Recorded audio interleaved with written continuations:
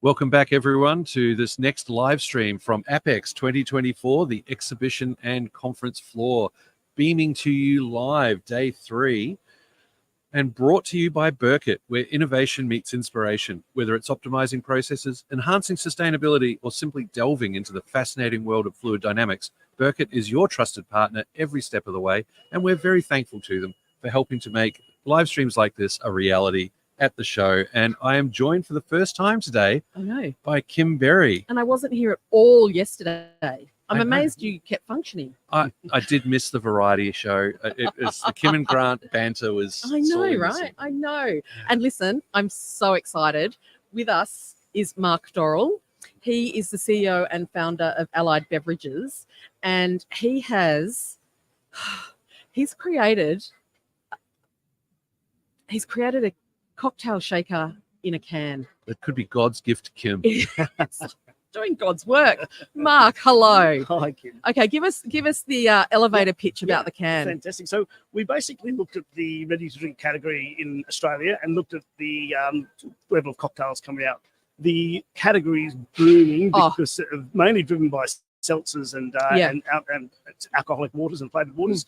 But in that premium section, the premiumization of the category is really growing. And so we looked at really, really good cocktails that were available in cans, and we just couldn't find anything that was bar quality. So we actually work with a barman of one of the city's more premium bars, and he's been helping us develop liquid to actually taste like one that you could get at a bar. So we did 4 months of testing of all these liquids, and we just could not get anything that was shelf stable to actually taste like a freshly made drink at the bar, right. Because you've got to have additives and preservatives. Yeah, of course. Hence why the ones you do get are really sugary, or they just, they're just not quite there. Yeah, exactly. And the fundamental of a shaken cocktail is the reason it's shaken is to agitate the liquid, to dilute it, and to chill it. And they're the 3 fundamentals that it must have. Now, during COVID, everybody was scrambling to put out new products for at-home consumption. And what they were doing is using carbonation process or nitrogen to actually make the crema on the shaken cocktail without having to shake it. Yep. So basically, you'd open up a can of espresso martini, it would go shh, but you don't want it to do that. A crema is produced by the agitation of the fat in the coffee with the diluted liquid. That's what makes it in that scenario. In the whiskey sour we're doing, you shake the ice with the lemon juice, and that actually gives you the crema. Yep. So all we did is we basically stripped back the process and said, let's reassess this and say we need to develop a shaker process that's affordable, because obviously not everyone's got a shaker at home, and not everybody wants to drink these cocktails at home. They want to go to the beach or on an airline or at a festival and that type of thing. So we said, how are we going to affordably put a shaker in a can? And the first idea was, that's easy. We could just put a screw top on it and no problems. When you look at that in scale and in full production, it's a lot more challenging. You can't have a big airlock in the vessel. So we've designed the shaker, which is based on a 250 ml standard, what we call a squat. And we've patented a few things. We've patented a ring that clips to the top of that can. And then on the top section, which is what we've called the Sydney shaker, in 1920, the Boston shaker was invented, and this is the first time the shaker's actually evolved since 1920. So we said, well, hang on, this is the Sydney shaker. We're thinking the Australian shaker, but it didn't really work. So the Sydney shaker kind of worked. And Sydney, that's the best city, so that's great. Yeah, exactly. So that kind of worked for us.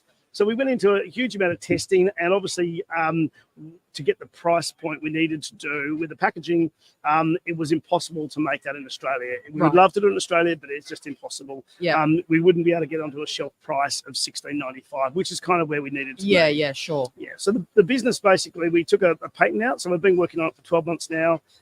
We've got a patent and a design registration that we've pitched globally. So we've actually paid for it to go right out globally. So good. We've actually got the the design so that the can go together. So one of the best things about the innovation is that you can do mojitos or margaritas with lime. You put lime in there, Yeah. and And mint, and with the ice, Ice. it muddles itself. And so when you shake it with ice, it actually muddles the lime, which is what you do when you make a cocktail. Anyway, you're muddling ingredients. Yeah. So it'll actually do it for you. And then with the filter there, cleans everything out, so you're not going to get any bits of lime in your drink.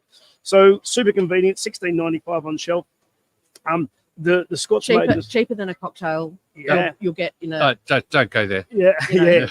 Well, that gets you 2 cocktails. So it'll get you it's 250 mils of liquid, and then once that's shaken with ice, you get about 330 mils. So two good sized cocktails. But the great thing is it's super convenient. So rather Can I have a look? yeah, of course. Hold them up to the camera. So rather than at home, if you're having a dinner party, going out and buying $500 worth of ingredients that are going to basically sit in the back of your cupboard if you don't drink them, if you go and make all these beautiful cocktails, what's going to happen is that we believe that people at home can just grab a selection of the cans, the Sydney Shakers, and make their own cocktails at home. Super simple, consistent in quality, and again, these are equivalent to bar quality. Yep. And we've done lots of experiments with this and lots of tastings of the liquid. Yeah. So we launched with espresso martini whiskey sour. We'll launch later on in the year. We've got. So is that going to be under your own brand? Yes. What's your brand going to be? So we're doing 2 things. One is we've got a brand registered called BLVD, and it's like Boulevard.